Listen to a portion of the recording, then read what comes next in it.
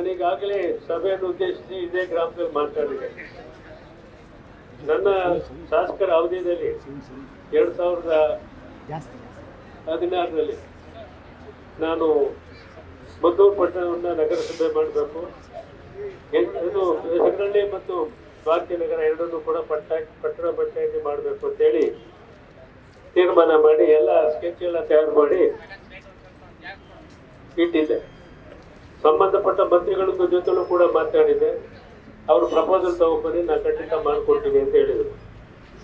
ನಾನು ಮದ್ದೂರು ಮುನ್ಸಿಪಾಲಿಟಿ ಸಭೆಯಲ್ಲಿ ಮಂಡಿಸಿದಾಗ ಸದಸ್ಯರೆಲ್ಲ ವಿರೋಧ ಮಾಡೋದು, ನಮ್ಗೆ ಬೇಡ ಸರ್, ನಗರಸಭೆ ಆಗೋದು ಬೇಡ, ನಮಗೆ ಇದೇ ಪುರಸಭೆನೇ ಇರಲಿ ಸಾಕು.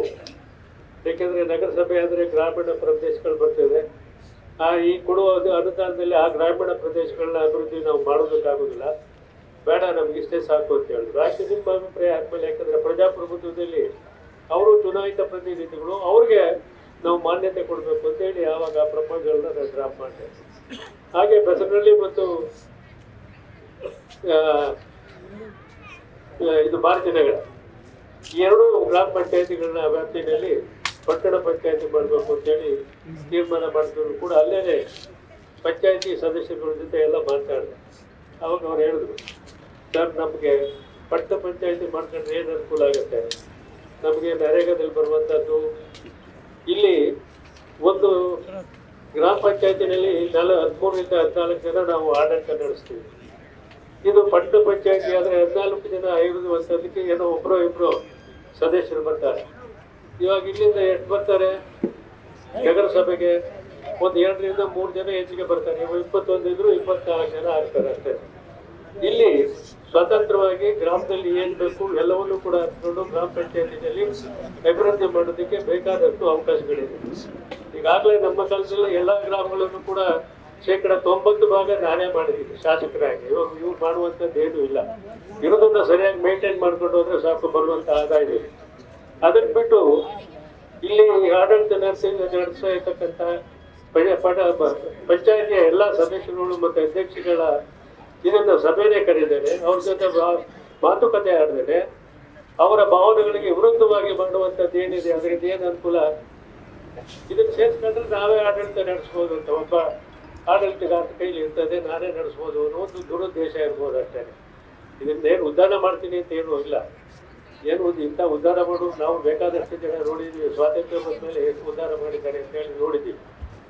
ಅಂದರೆ ನಾನು ಹೇಳೋದೇನು ಅಂತಂದರೆ, ಇಲ್ಲಿ ಚುನಾಯಿತ ಪ್ರತಿನಿಧಿಗಳಿರುವಾಗ ಚುನಾಯಿತ ಪ್ರತಿನಿಧಿಗಳ ಜೊತೆ ಆ ಗ್ರಾಮಗಳಿಗೆ ಭೇಟಿ ಕೊಟ್ಟು ಆ ಗ್ರಾಮದ ಜನರ ಭಾವನೆಗಳನ್ನು ಅರ್ಥಕೊಂಡು ಸದಸ್ಯರುಗಳ ಅಭಿಪ್ರಾಯವನ್ನು ಪಡೆದು ಮಾಡಬೇಕಾಗಿತ್ತು. ಇದನ್ನು ಯಾವುದು ಮಾಡಿಲ್ಲ. ಎಲ್ಲ ಸರ್ವಾಧಿಕಾರಿ ಮನೋಭಾವದಿಂದ ಮಾಡಿದ್ದಾರೆ. ಇದು ದುರುದ್ದೇಶಪೂರಿತ. ಆದ್ದರಿಂದ ಇದನ್ನು ಕೈ ಬಿಡಬೇಕು ಅಂತೇಳಿ ನಾವು ಮನವಿ ಮಾಡಿದ್ದೀವಿ. ಮನವಿಗೆ ಸ್ಪಂದಿಸದೇ ಇದ್ರೆ ಇದೇನು ಈ ಗ್ರಾಮ ಏನು ಹೋರಾಟಕ್ಕೆ ಏನು ಹೊಸದೇನಲ್ಲ. ಸುರೇಂದ್ರನವ್ರು ಹೇಳಿದಾಗೆ ಸರ್ಕಾರಗಳನ್ನೇ ಬಗ್ಸಿರುವಂಥ ಗ್ರಾಮ ಇದು. ಅಲ್ಲೇ ನಿಮಗೆಲ್ಲ ಗೊತ್ತಿದೆ, ಸರ್ಕಾರಗಳೇ ಬಂದು ಮಡ್ಡಿಯವರಿದೆ ಎಷ್ಟೋ ಸಾರಿ. ಈ ಸುರೇಂದ್ರನವ್ರ ನೇತೃತ್ವದಲ್ಲಿ ನಡೆಸಿದಂಥ ಚಳವಳಿಯಲ್ಲಿ ನಾವು ಕೂಡ ಸಕ್ರಿಯವಾಗಿ ಭಾಗವಹಿಸಿದ್ದೀವಿ. ಯಾವಾಗಲೂ ಕೂಡ ನಾವು ಭಾಗವಹಿಸ್ತಾ ಇಲ್ವೇ ಇಲ್ಲ. ಸುರೇಂದ್ರನವ್ರು ಯಾವಾಗ ಕರೆದ್ರು ಕೂಡ ನಾವು ಅವರು ಚಳವಳಿ ನಡೆಸಿದಂಥ ಸಂದರ್ಭದಲ್ಲಿ ಮಂಡ್ಯ ನಗರದಲ್ಲಿ ದಿನಗಳ ಗಂಟೆ ಕುಳಿತುಕೊಂಡು ನಾವು ಅವ್ರ ಜೊತೆ ಕುಳಿತು ನಾವು ನಡೆ ಮಾಡಿದ್ದೀವಿ, ಅವ್ರಿಗೆ ಬೆಂಬಲ ಕೊಟ್ಟಿದ್ದೀವಿ. ನಮ್ಮ ಬೆಂಬಲ ಯಾವಾಗಲೂ ಕೂಡ ಈ ಗೆಜ್ಜೆಗೆರೆ ಗ್ರಾಮದ ಎಲ್ಲ ನಮ್ಮ ಜನರಿಗೆ ಸದಾ ಇರ್ತದೆ.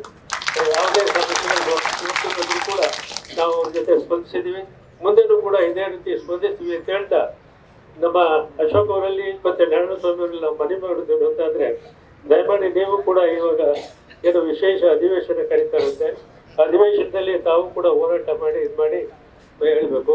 ನಾನು ಕುಮಾರಸ್ವಾಮಿ ಅವರಲ್ಲೂ ಮನವಿ ಮಾಡ್ತೀನಿ, ಒಂದು ದಿವಸ ಬಂದೋಗಿ ಅಂತೇಳಿ. ತಾವು ಕೂಡ ಎಲ್ಲ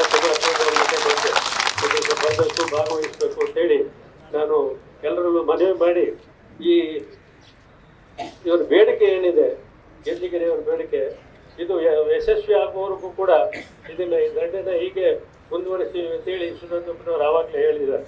ನಾವು ಯಾವುದೇ ಕಾರಣಕ್ಕೆ ನಿಲ್ಲಿಸೋದಿಲ್ಲ ಅಂತ ಹೇಳಿದ್ದಾರೆ.